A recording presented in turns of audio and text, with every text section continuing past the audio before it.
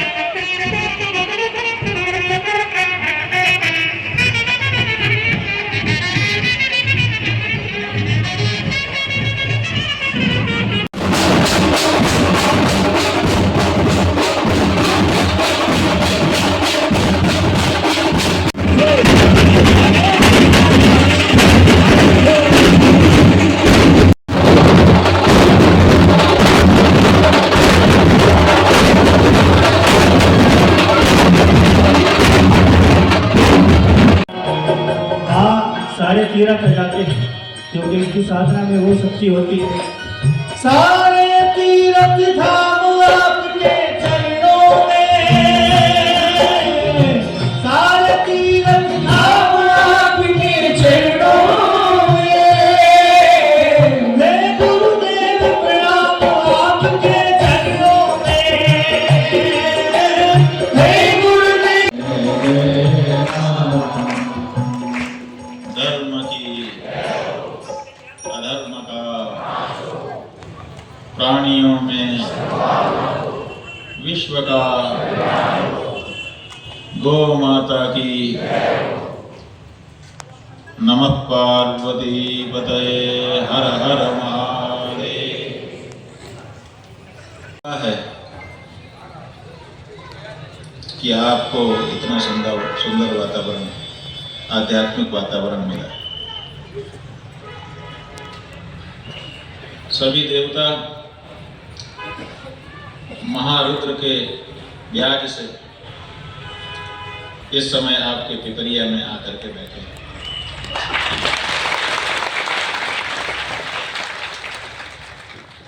पिपरिया आज पिपरिया नहीं है, पिपरिया आज वैकुंठ हो गया है।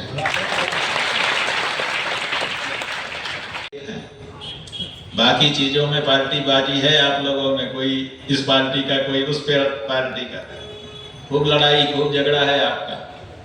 लेकिन जब सुख दुख में से एक को चुनने की बात आती है तो आपकी सब लड़ाई उसी तरह से खत्म हो जाती है। जैसे भारत की संसद और विधानसभाओं में अगर सत्ताधारी पार्टी कोई बिल लेकर के आए तो विरोधी पार्टी उसका विरोध कर देती है। बड़ी चर्चा होती है, खूब तरह तरह के तर्क दिए जाते हैं। सत्ताधारी पार्टी के पास बहुमत होता है, वो तो पास कर ही लेती है, लेकिन विरोधी, ये विधायक जी बैठे हैं जानते हैं, विरोधी विरोध जरूर करते हैं। लेकिन बंधुओं, एक बिल आता है, चाहे संसद में आए चाहे विधानसभा में आए, आजादी के बाद से अब तक कभी भी उसका विरोध विपक्षी पार्टियों ने नहीं किया, और वो है बिल सांसदों और विधायकों के वेतन और भत्ते बढ़ाने का। जब सांसद विधायक के वेतन और भत्ते बढ़ाने का बिल आता है, आज तक कभी चर्चा नहीं हुई, कभी विरोध नहीं हुआ, तुरंत समर्थन कर देते हैं। इस तरह से तीन प्रकार के होते हैं। आदि भौतिक क्या है, जो हमारे आसपास चीजें हैं, इनसे मिलने वाला सुख दुख, आदि भौतिक सुख दुख है। माने जो वस्तुएं हमारे आसपास हैं, खाने की, पीने की, ओढ़ने की, पहनने की, ये सब भौतिक है। इसी तरह से हमारे सगे संबंधी हैं, इष्ट मित्र हैं, परिवार कुटुंब है, ये सब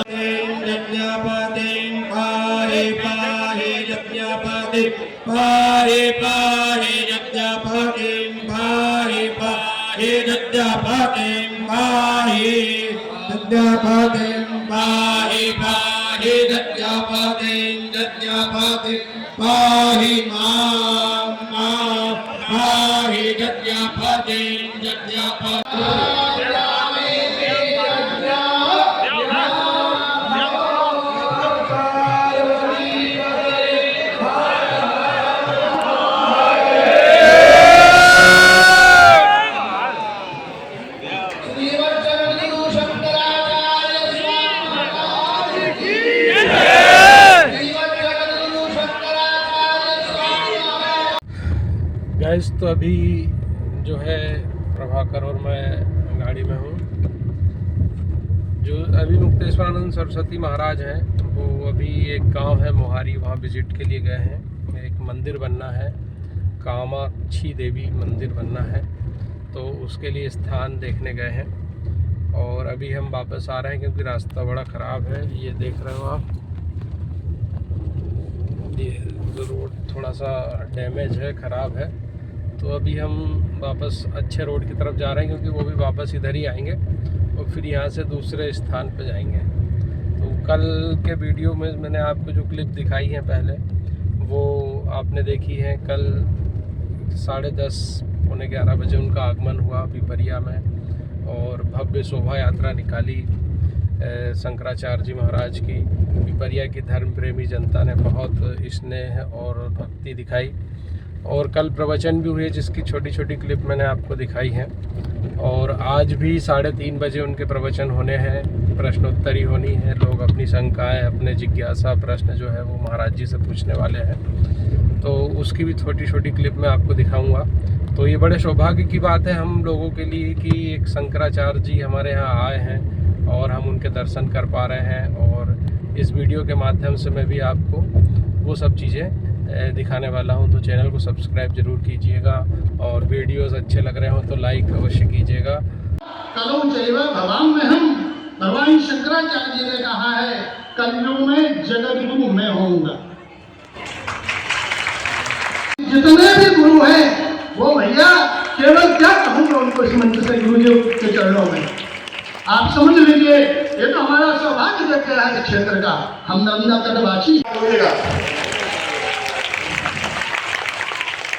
अब मैं आपसे एक वादा करवाता हूं कि आपको जब भी दिल्ली में कार्यक्रम होगा हम आपको सूचना करेंगे, तो आप सब लोग गौ माता के लिए अपने मित्र मंडली से सब आप पहुंचेंगे कि नहीं पहुंचेंगे? हाथ उठा के बताइए तो पहुंचेंगे। माताएं व्यवस्था करना पड़ेगी तब पहुंचेंगे आप लोग, हमें लगा। तो मुझे लगता है आप अपने यहीं से आप आवाज देना, और क्योंकि समय कम है, मुझे लगता है सभी की इच्छा है, बहुत लोग बड़े दिन से बैठे हुए, देर से बैठे हुए महाराज शरीर के 2 शब्द सुनने के लिए। मैं भी चाहता हूं मैं भी सुनूं। मैं पुनः आप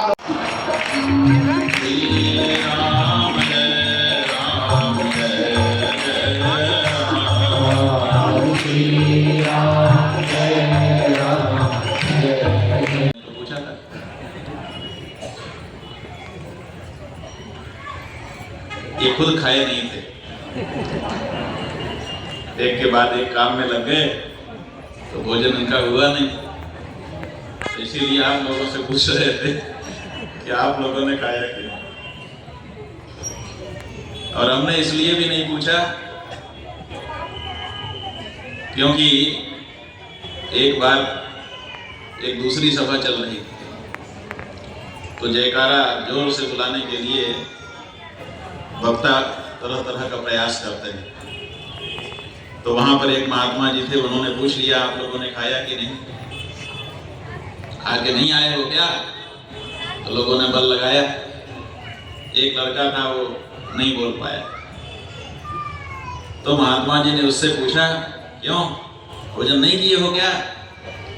बोला भोजन तो किए हैं, लेकिन कल एकादशी है, नहीं मिलने वाला है कल, इसकी चिंता हमको है। और संयोग से कल एकादशी है, तो हमको समझ में आ गया कि आप लोगों को कल की चिंता है, और ये जो कल की चिंता है ये होनी चाहिए। तो हमें कोई गुरेज नहीं है, हम अपना आशीर्वाद जारी रखना चाहिए, पहले से भी बढ़ा करके देना चाहेंगे कि लो और आशीर्वाद लो, तुमने गौ माता की हत्या बंद कर दी देश में, अब और बल दे रहे हैं और कुछ अच्छे अच्छे काम करो। लेकिन अगर ये नहीं कर पाते हैं तो आशीर्वाद वितरा करने का अब समय आ गया। ये नहीं चलेगा कि आप गौ माता की हत्या को बढ़ावा देते रहो और हम आपको आशीर्वाद देते रहे। वो चापलूस अलग होंगे जो आपका नाम लेकर के आपकी चापलूसी करते होंगे। धर्म और रक्षति रक्षिता को एक महात्मा ने मोदी रक्षति रक्षिता करके अभी मजाक उड़ाया। हमसे लोग पूछ रहे थे आज कि आपका इस बारे में क्या विचार है?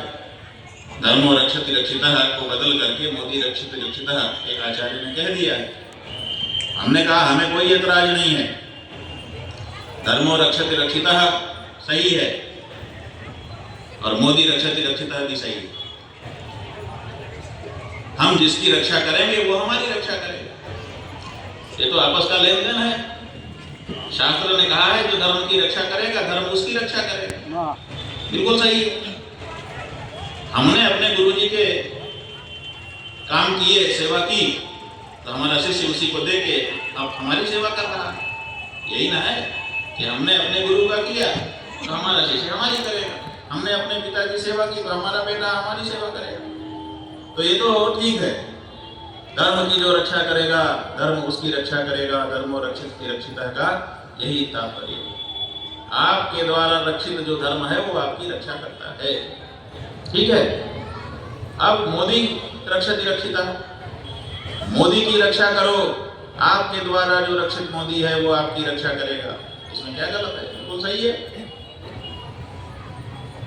लेकिन एक समस्या है, धर्म की रक्षा हम करेंगे तो धर्म हमारी रक्षा करेगा। कब तक, कितने दिन करेगा? इसकी कोई लिमिट नहीं है, क्योंकि हमारा धर्म सनातन धर्म है। सनातन का मतलब सदा रहने वाला जो धर्म है। अगर हम धर्म की रक्षा करेंगे तो भविष्य में सदा हमारी रक्षा होगी, और अगर हम मोदी की रक्षा करके रक्षित होंगे तो जब तक मोदी है तब तक रक्षा होगी, उसके बाद क्या होगा? मोदी रक्षित रक्षिता, मोदी तक सीमित हो जाएगा। मोदी के बाद कौन हमारी रक्षा करेगा? इस बात का तो विचार कर लें महात्मा लोग। इसलिए हमें धर्म की रक्षा करनी चाहिए, क्योंकि धर्म शाश्वत है। व्यक्ति तो आते रहते हैं जाते रहते हैं, आज हैं कल नहीं रहेंगे। इसलिए हम कागज की नाव पे सवारी नहीं कर सकते, हमको तो काठ की नाव चाहिए जो लगातार तैरती रहे, उसमें भी जामुन की लकड़ी की नाव जो कभी पानी में सड़े ना। कागज की नाव देख करके अगर हम उसकी चमक दमक में ढो करके उस पर पैर रख देंगे तो डूबना तय है। इसलिए हमें तो धर्म की रक्षा करनी, और इसीलिए हम कह रहे हैं कि हमने पहले पार्टियों पे भरोसा किया नहीं किया, ऐसी बात नहीं है। पहले कांग्रेस, आजादी के पहले कांग्रेस के बड़े बड़े नेताओं ने कहा था कि आप आजादी के आंदोलन में भाग लीजिए, हम गौ रक्षा करेंगे। हमारे गुरुजी महाराज ब्रह्मदेव शंकराचार्य जी महाराज, आप सब जानते हैं उनको, उनसे हमने एक बार पूछा, गुरुजी आप तो बहुत छोटी उम्र में गृह त्याग करके सन्यासी बन गए थे। उन्होंने कहा हाँ। हमने कहा तो फिर आपने स्वतंत्रता आंदोलन में भाग क्यों लिया? बोले क्यों पूछ रहे हो? हमने कहा हम इसलिए पूछ रहे हैं कि हमारे को ये लगता है कि आपके मन में थोड़ी बहुत राजनीति की भावना थी, इसीलिए तो आप सन्यासी होने के बाद भी स्वतंत्रता आंदोलन लड़ रहे थे, रेल की पटरी उखाड़ रहे थे, ये सन्यासी का काम है। डाकघर फूंक रहे थे, ये सन्यासी का काम है। आपको जेल में जाना पड़ा 2 बार। बोले ऐसी बात नहीं है, हमको ये बताया गया था कि अंग्रेज गाय की हत्या कर रहे हैं, इसलिए अंग्रेजों को भगाना है ताकि गौ माता की रक्षा हो सके। हम गौ माता की रक्षा के लिए स्वतंत्रता आंदोलन करते हैं। हमने कहा हो गई। उन्होंने कहा दुख है हमको इस बात का कि हमने जिस हेतु से ये लड़ाई लड़ी थी वो हेतु पूरा नहीं हुआ। अगर हम जानते कि आजाद होने के बाद भारत ऐसा होगा जैसा आज हो गया है तो बेटा हम कभी स्वतंत्रता आंदोलन न लड़ते। एक स्वतंत्रता संग्राम सेनानी का पछतावा हमने अनुभव किया, और इसीलिए अपने गुरु जी महाराज को बुला लें। महाराज जी तो कह रहे थे कि आप सबको आना है, आप लोगों ने हाथ भी उठाया, लेकिन हम तो ये भी नहीं चाहते कि दिल्ली आप लोग आओ, क्योंकि दिल्ली में ईस्वी सन 1966 में गौ माता की रक्षा के लिए 10 लाख लोग इकट्ठा हुए थे। उस समय की इंदिरा सरकार ने उनके ऊपर गोलियां चलवा दी। हम आपको बुलाएं और वहां फिर से कोई सरकार गोली चला दे, हम अपने आप को क्षमा नहीं कर पाएंगे कभी। इसलिए आपको खतरे में हम नहीं डालना चाहते, हम आपको नहीं बुला रहे हैं, लेकिन हम आपसे ये चाहते हैं कि आपकी उंगली में जो ताकत दी गई है उस उंगली की ताकत का प्रयोग करो। जब मतदान का अवसर आए तो साफ घोषणा कर दो कि भाई हमें कोई बाधा नहीं है, आपकी पार्टी को हम वोट देना चाहते हैं, लेकिन गौ रक्षा का प्रण आप सार्वजनिक करिए, तो नहीं कर रहे हैं आप, इसलिए हम मजबूर हो रहे हैं।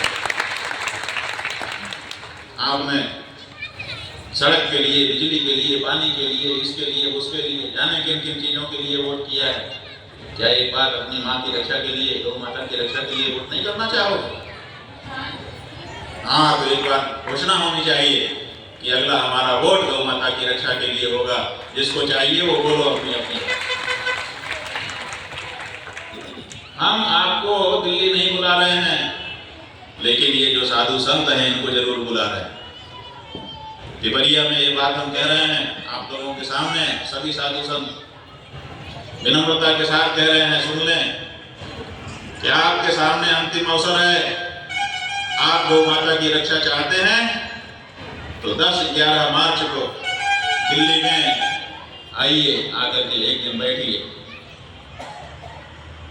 अगर आप नहीं आए तो आप गौ माता के अपराधी होंगे। ये नहीं चलेगा कि आप धर्म की रोटी खाएं और धर्म का जो परम प्रतीक है गौ माता, उसकी रक्षा के लिए आप गुटबाजी करें, आप चापलूसी करें, आप इधर उधर करें, आप उस पर चुप रहें। ये नहीं चलेगा। इसलिए अब समय आ गया। असली संत और नकली संत की बात अभी यहाँ से हुई थी। कौन असली शंकराचार्य है, कौन नकली शंकराचार्य है, इसका प्रश्न ही नहीं है। प्रश्न तो ये है कौन असली संत है। अगर असली संत हो तो गौ माता की रक्षा के लिए आगे आ जाओ, तुम ही हो जाओ शंकराचार्य। हम कहाँ मना कर रहे हैं, हम तो आरती उतारने को तैयार है तुम्हारी।